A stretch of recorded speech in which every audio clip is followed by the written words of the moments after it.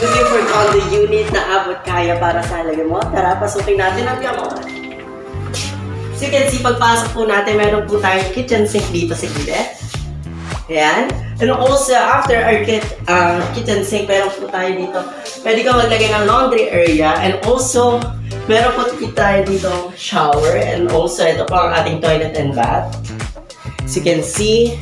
And let's move forward to this area. This is what we call our dining area. Ayan po, nakikita po natin na you can eat. Yeah, that's right. And also, dito po sa ating living room, kapag naboboard ka na at gusto mo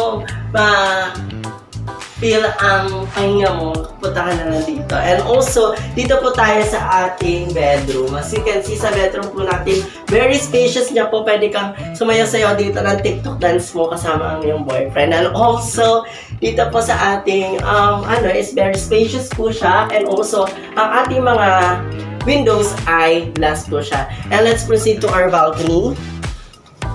Let's go, dito po. Ito po ang ating balcony. Paglabas mo natin dito is pwede ka na mag-chillax dito. Ayan.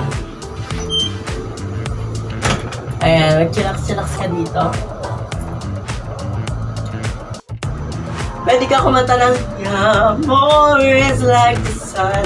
Ayan, once again, my name is RJ Sola from the Villa Realty. Dito ka na sa Liamore.